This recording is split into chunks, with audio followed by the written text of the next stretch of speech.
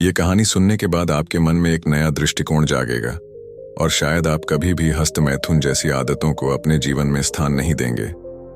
ये कहानी गौतम बुद्ध के जीवन से जुड़ी हुई है, जो न केवल प्रेरणादायक है बल्कि शिक्षाप्रद भी है। इसे ध्यान से सुने, क्योंकि यह आपके जीवन को बदल सकती है। एक बार की बात है, गौतम बुद्ध अपने शिष्यों के साथ एक गांव से दूसरे गांव की ओर जा रहे थे। रास्ते में उन्हें एक युवक मिला जो बेहद परेशान और उदास दिख रहा था। युवक का चेहरा पीला पड़ गया था, उसकी आंखों में निराशा साफ झलक रही थी। बुद्ध ने उसे देखा और उसके पास जाकर पूछा, क्या हुआ? तुम इतने दुखी क्यों हो? क्या तुम्हारे साथ कुछ अनहोनी हो गई है? युवक ने बुद्ध को देखा और उनके चरणों में गिर पड़ा। उसने कहा, भगवान, मैं बहुत दुखी हूं। मैं अपने जीवन से तंग आ चुका हूं। मैं एक ऐसी आदत का शिकार हो गया हूं जिससे छुटकारा पाना मेरे लिए असंभव हो गया है। मैं हस्त मैथुन करता हूं और यह आदत मुझे खोखला कर रही है। मैं अपने आप को रोक नहीं पा रहा हूं। मेरा शरीर कमजोर हो गया है, मेरा मन अशांत है और मैं खुद से नफरत करने लगा हूं। कृपया मेरी मदद करें, मुझे इस आदत से छुटकारा दिलाएं। बुद्ध ने युवक की बात सुनी और उसे गहराई से देखा।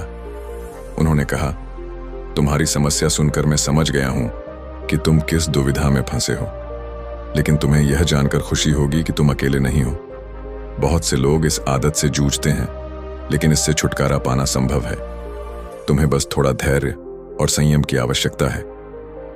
युवक ने आश्चर्य से पूछा, लेकिन भगवान, मैं कैसे इस आदत को छोड़ सकता हूं? मैंने बहुत कोशिश की, लेकिन हर बार मैं असफल हो जाता हूं। मैं खुद पर नियंत्रण खो चुका हूं। बुद्ध ने मुस्कुराते हुए कहा, तुम्हारी समस्या का समाधान तुम्हारे भीतर ही है। तुम्हें बस अपने मन को समझने की जरूरत है। मैं तुम्हें एक कहानी सुनाता हूं जो तुम्हें इस आदत से मुक्ति पाने में मदद करेगी। बुद्ध ने कहानी शुरू की। एक बार एक गांव में एक युवक रहता था। वह बहुत ही मेहनती और ईमानदार था, लेकिन उसे एक बुरी आदत लग गई थी। वह हर रात हस्त मैथुन करता था। यह आदत उसके शरीर और मन को कमजोर कर रही थी। वह जानता था कि यह गलत है, लेकिन वह खुद को रोक नहीं पाता था। एक दिन उसने एक बूढ़े साधु से मदद मांगी। साधु ने उसे एक उपाय बताया। बुद्ध ने आगे कहा, साधु ने युवक से कहा, तुम्हें हर दिन एक काम करना होगा। जब भी तुम्हें हस्त मैथुन करने का मन करे तो तुम्हें एक बड़ा पत्थर उठाना होगा और उसे गांव के बाहर ले जाकर एक विशेष स्थान पर रखना होगा। युवक ने साधु की बात मान ली और उसी दिन से वह ऐसा करने लगा। बुद्ध ने युवक से पूछा, क्या तुम जानते हो कि उस युवक के साथ क्या हुआ? युवक ने सिर हिलाया और कहा, नहीं भगवान, कृपया मुझे बताएं। बुद्ध ने कहा, पहले दिन युवक ने एक बड़ा पत्थर उठाया और उसे गांव के बाहर ले गया। दूसरे दिन उसने फिर से ऐसा ही किया। तीसरे दिन भी वही हुआ, लेकिन धीरे धीरे युवक को एहसास हुआ कि उसके शरीर में ताकत आ रही है। उसका मन शांत हो रहा था और उसे हस्त मैथुन करने की इच्छा कम होने लगी। कुछ हफ्तों बाद युवक ने देखा कि उसने अपनी आदत पर काबू पा लिया है। वह खुश और संतुष्ट था। बुद्ध ने युवक से कहा, तुम्हें भी ऐसा ही करना चाहिए। जब भी तुम्हें हस्त मैथुन करने का मन करे तो तुम्हें किसी शारीरिक गतिविधि में खुद को व्यस्त रखना चाहिए, चाहे वह व्यायाम हो, ध्यान हो या कोई अन्य काम। इससे तुम्हारा मन विचलित होगा और तुम्हें अपनी आदत पर काबू पाने में मदद मिलेगी। युवक ने बुद्ध की बात सुनी और उनके चरणों में गिर पड़ा।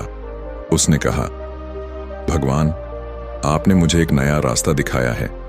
मैं आपकी बात मानूंगा और अपनी आदत को छोड़ने की कोशिश करूंगा। बुद्ध ने युवक को आशीर्वाद दिया और कहा, याद रखो, तुम्हारा मन ही तुम्हारा सबसे बड़ा शत्रु और मित्र दोनों है। अगर तुम उसे सही दिशा में ले जाओगे तो वह तुम्हारी सबसे बड़ी ताकत बन जाएगा। युवक ने बुद्ध की सलाह मानी और धीरे धीरे अपनी आदत पर काबू पा लिया। उसने अपने जीवन में नई ऊर्जा और उत्साह महसूस किया।